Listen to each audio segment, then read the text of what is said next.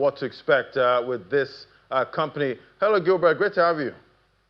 Yeah, greetings, Mr. Laddie, and happy New Month. Fantastic. It's been a while. Last time I saw you, I don't think you had so much hair on your head, but it's great to see you. Fantastic. So what does it mean? Let's get straight into it now. What does it mean that when they say, strategy might need to sell Bitcoin if the market cap and asset ratio falls below 1.0? What's that about? Okay, so I think there are two things that I should make clear. There is something called the mNAV, which is MicroStrategy net asset value, and also MicroStrategy stock.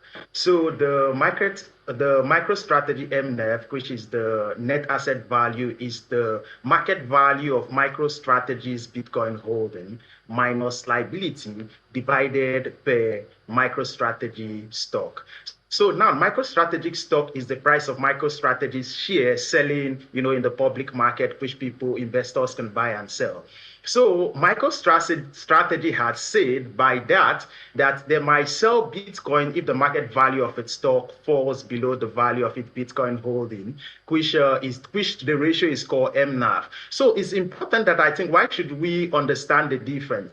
If MicroStrategy stock is selling greater than MicroStrategy net asset value, it means that the stock is trading at a price higher than the value of BTC they are holding. However, if the stock is selling less than MicroStrategy asset value, it means that the stock is trading at a discount and the market value is less than the price of Bitcoin in their assets. So the question is, why does it matter? It matters because if the stock consistently trades below the market value of its assets, MicroStrategy might struggle to raise equity and also pay dividends, which will be due by December 31st, and might have to consider selling BTC to cover obligation. But if the stock is selling above its, the market value of its holding, it means that the company now has stability and is less likely to sell BTC. So in simple terms, if investors start valuing the company at less than the Bitcoin treasury it holds, it means that they may need to sell BTC to cover these financial needs and also maintain stability. Now, this does not mean that he's saying that MicroStrategy will be selling Bitcoin, but it is finally putting the option on the table.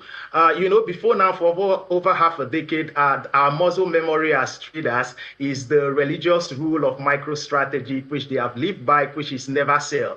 This rule was synonymous with the brand. It became even battle tested, and even the stock price went faster than what it was holding. But however, it looks like this rule, carved on stone, may be fading after the CEO of MicroStrategy admitted this, on a podcast. But now he's not saying we are going to sell, but he's putting this option on the table because MicroStrategy is not panic selling, but what they are doing is having a contingency in plan, as any smart investor should. And then I think there are a couple of things we should watch out for, when we go into, as we dive into this period, because that's the risks right now the market is pricing in. We need to study the MicroStrategy stock versus MicroStrategy net asset value, and also look out for the ability to access, equity and debt, and also look at the price of BTC, major support level it may have to hold, because this is the risks the market has priced in, despite the market presently showing us some upside. Right, and definitely we have some investors that like to follow what institutional investors are doing, and definitely we've heard from MicroStrategy in the past, just keep buying Bitcoin, but if they start to sell, if they start offloading Bitcoin really, like the way they were buying before now, what's the smart move for an investor right now to hedge?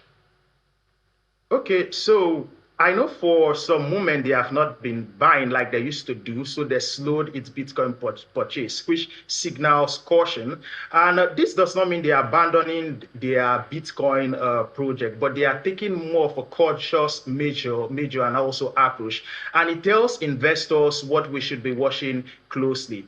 However, if they decide to start selling, it means that the market is entering more like a cautious moment, despite what what price right now on the short term looks like.